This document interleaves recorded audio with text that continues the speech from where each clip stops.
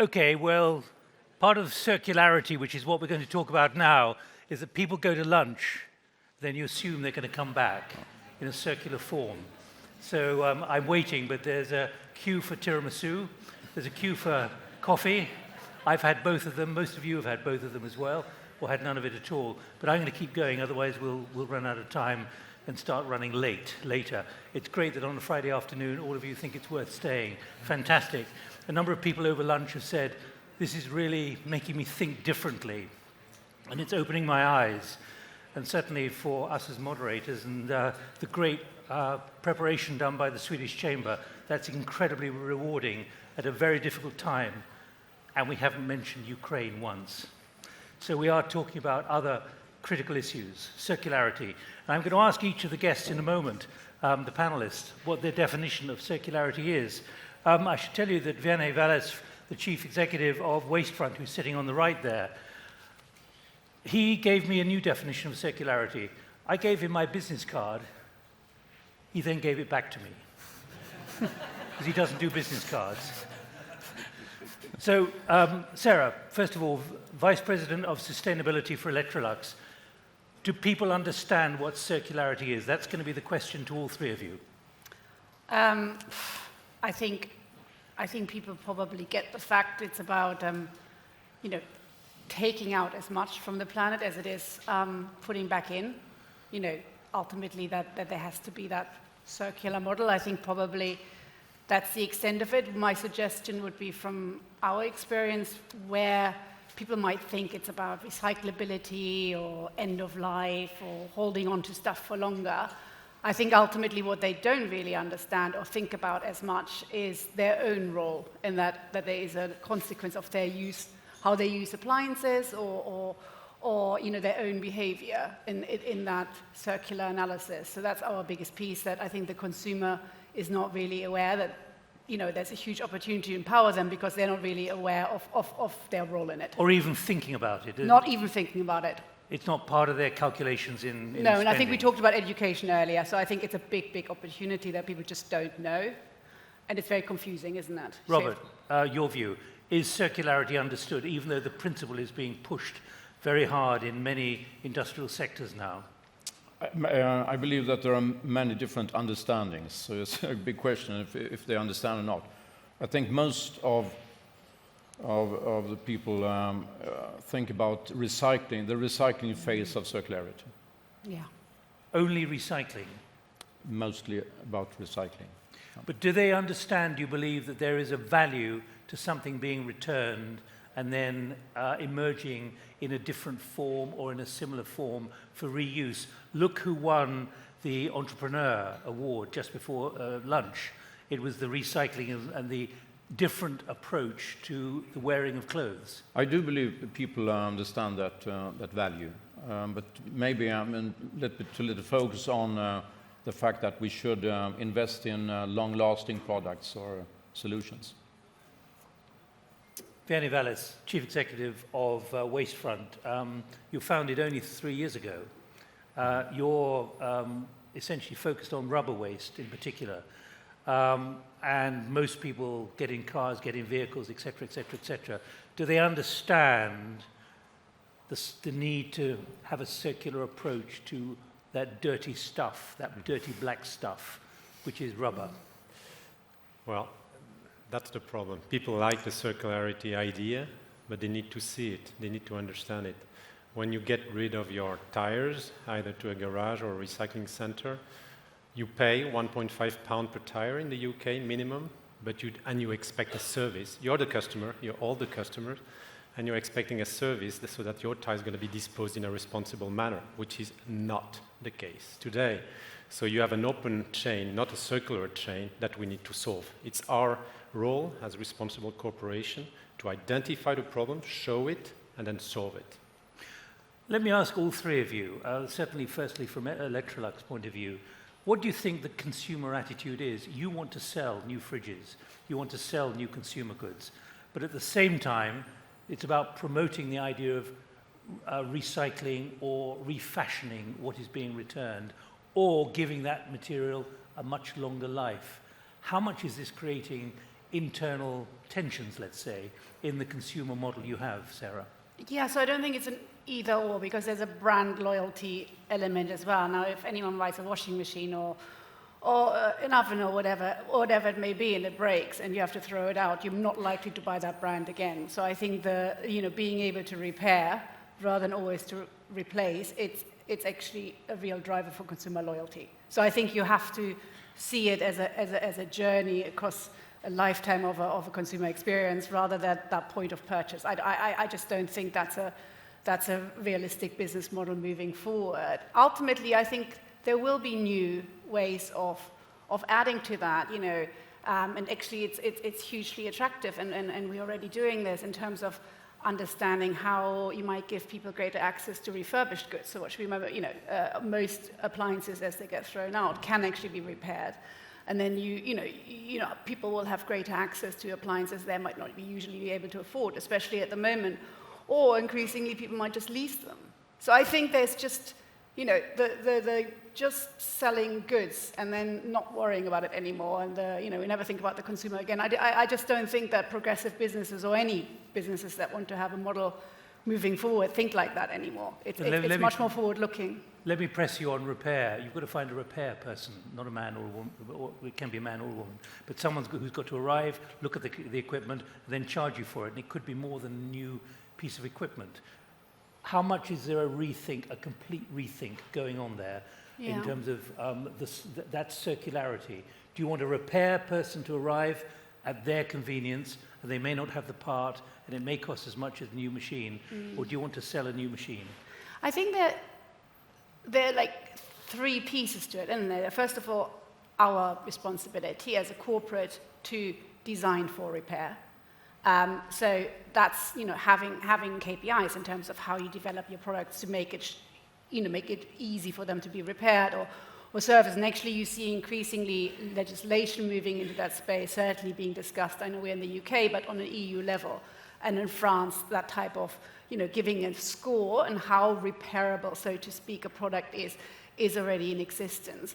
Then I think increasingly we see a trend that people may want to be able to repair themselves.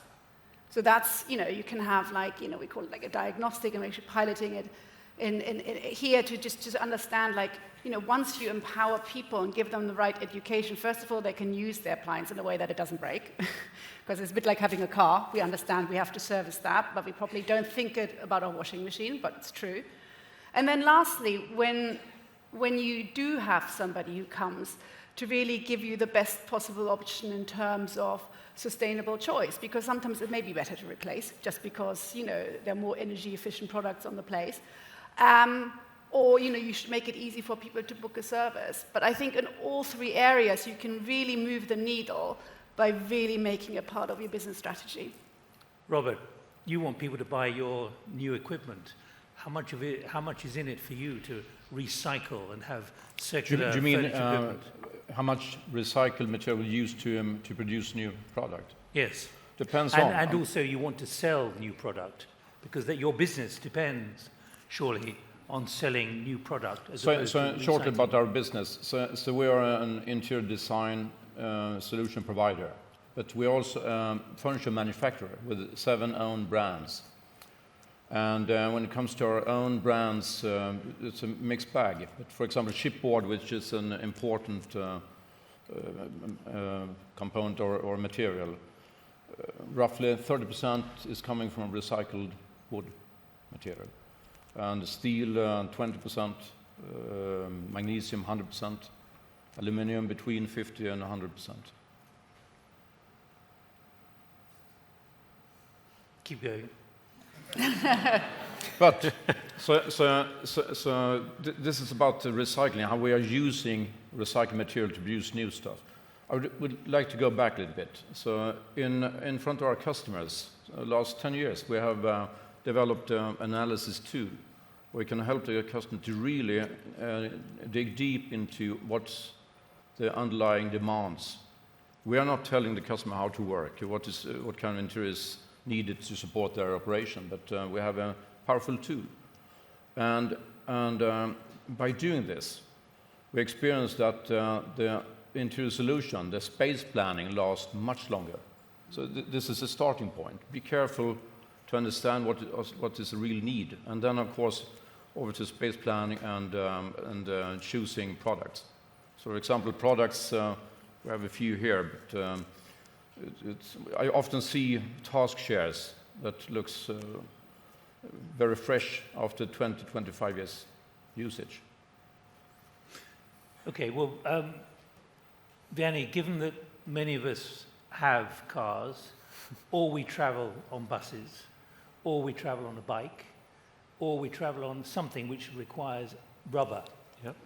and that is dirty, nasty stuff which traditionally has gone into landfill, how much is this now moving quite significantly away from single use into landfill, into a circularity, and explain to us how that's working? Yeah.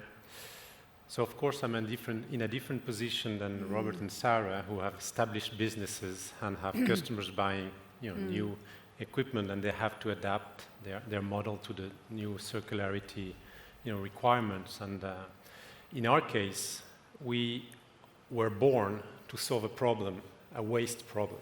Okay, so we are a startup, but we are born to solve a vast problem, which is the end-of-life tires. Rubber is actually not in itself a nasty product, okay, but the problem is when you take a tire, you have rubber and you have what they call carbon black.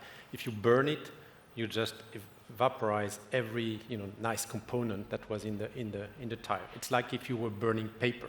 Paper burns well, but you're not satisfied by burning paper. You recycle it.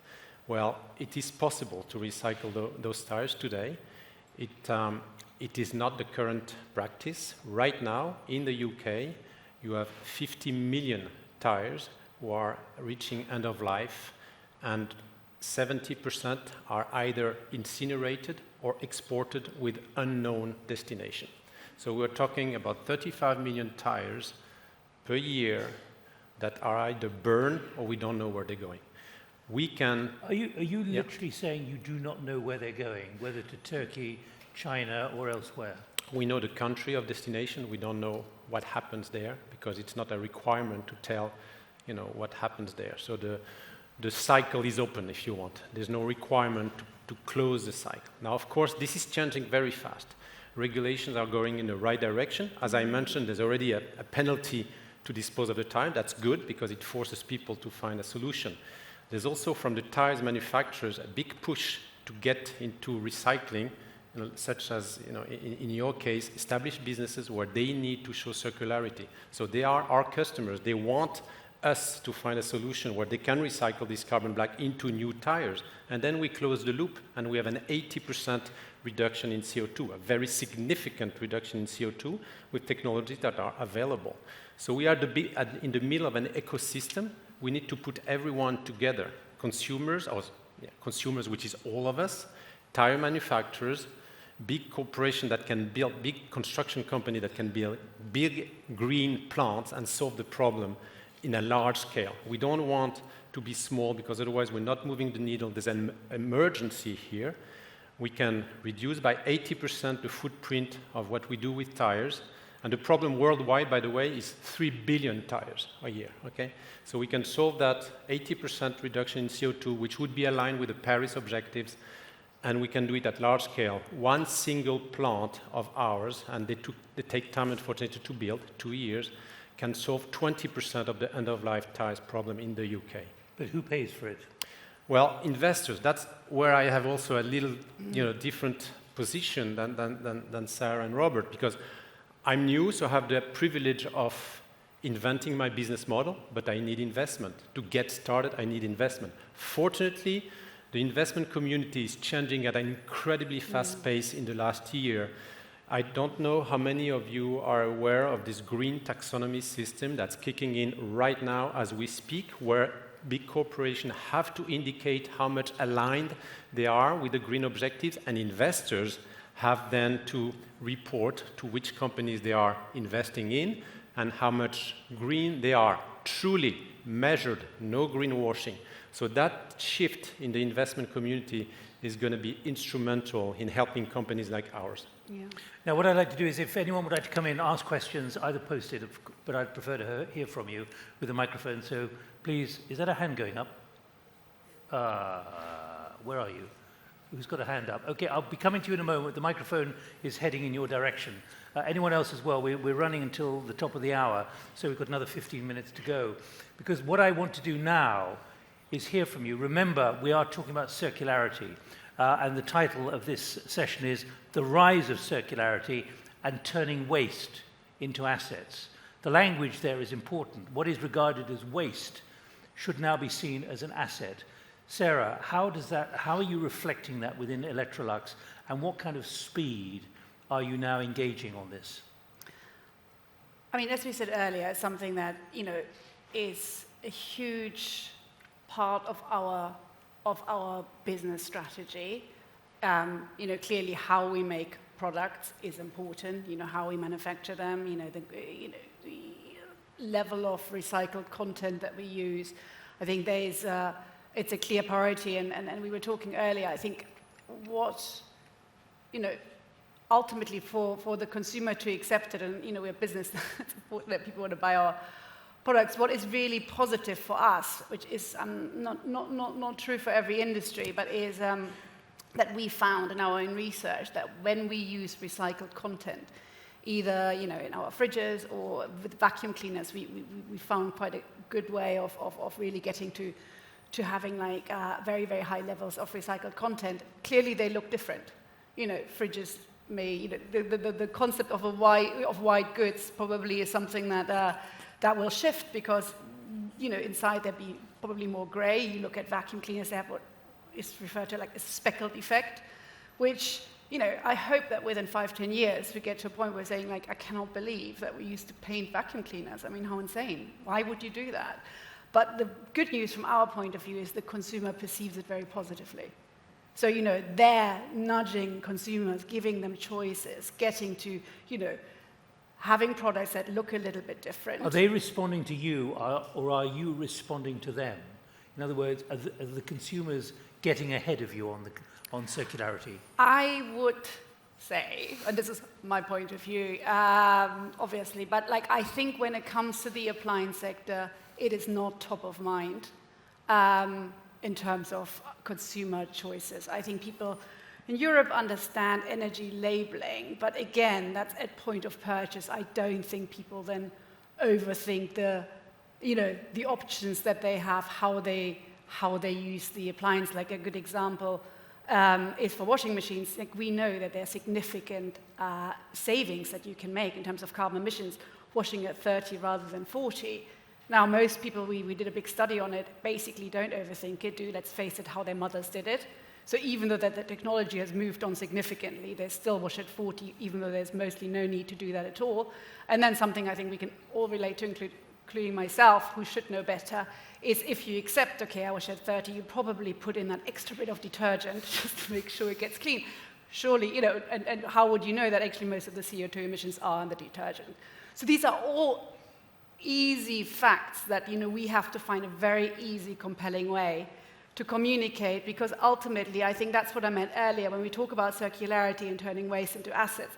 I think we as a company have a role, but I think we also jointly with the consumers, through regulation, through companies like yours, the business models that we create, have a real opportunity to move the needle. And I think we're very, very early on, at least when it comes to the appliance sector. But describe the atmosphere in your office, for those of you who go to the office, or you talk about it on Teams or whatever, about we've got to change, as opposed to let's see how the market pushes us. Tell us who's actually ahead here. Is it the consumer, or is it you originating new ideas?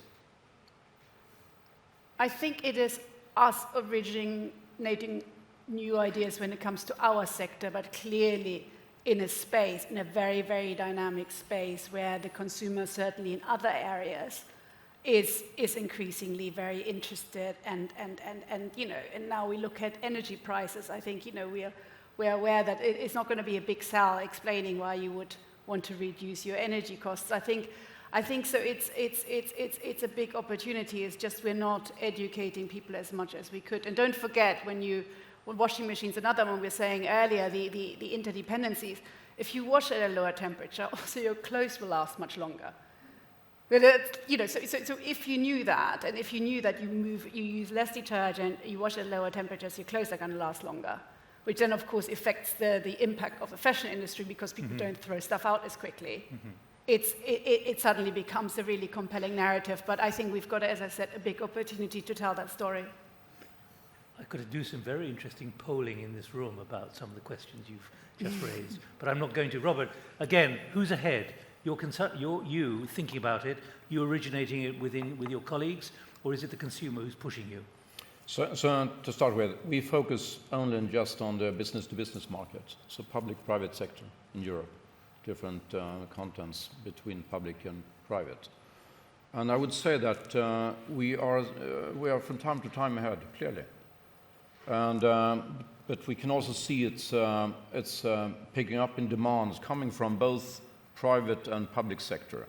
Again, for example, I have a request that some big content of the new interior solution must come from reused even, or recycled material, if you talk about material.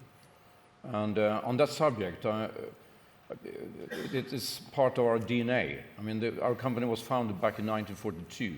A young couple, and they came from farmers' families.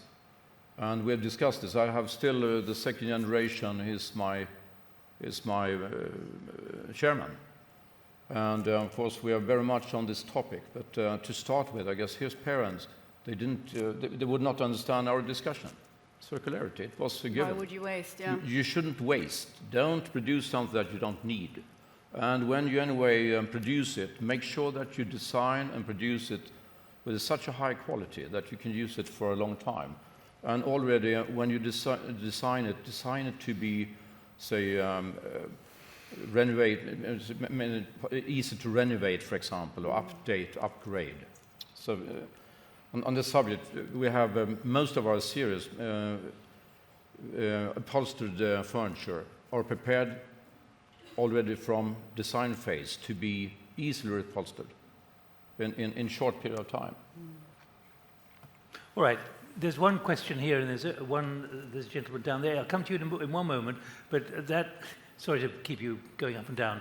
Does the panel feel that consumerism and built obsolescence are key elements that have to change if we were to actually meet net zero? In other words, it's a massive cultural change. Bear that in mind. I want to go to the... Please stand up now. Thank you. Super keen. I can't see you. Okay, good. Tell us who you are. Sam Longman from Transport for London. I mean, the panel, I think, are really talking about what we ultimately want is a sharing, repairing and repurposing economy. And also there's talk of like behaviour of individuals. Do you think we should move away from talking about people in terms of being consumers and talk about people in terms of being citizens? Because really what we need is collaboration and partnership. Yeah. Thank you. Bear that in mind, but there's another question here for you, Vianney, about tyres, for example. The technology exists for tyres to last decades longer, which is best for the environment, but for revenue reasons, they're not produced. Plus tyres treated with toxic chemicals. I think I'm reading that correctly. In other words, the technology is available, but actually the economics of it don't add up. Is that correct? Yeah, there's some truth to it. I wouldn't know about the decades part. Right now, tires last more or less 3 years. You can probably do a bit better, but tires are kind of complicated when you look at what we are asking those tires to do. But it can't be measured by years. It should be measured by mileage, surely. Yeah, I mean, it is measured by mileage. I'm just averaging the miles. And we all like our cars. So the shift can be that we travel less by car, that's for sure. I think that is absolutely possible. But remember, we are not the good example. We are the polluters. We are the ones that are way above the 2.3 tons per person per year that we all need to spend in CO2. All the poor countries are way below that metric, and they will want their cars. So we have to be very pragmatic also about the reality of this consumerism, which we are in excess here, but in the rest of the world they are not. So, I agree with Robert. we used to be like that, all of us, our grandparents who used to work and live like that. We need to come back to some of it. I think our kids are much better than us at that. But at the same time, we have standards of living that have evolved. So we need to take that into account. So yes, consumerism needs to be fought, built for obsolescence avoided.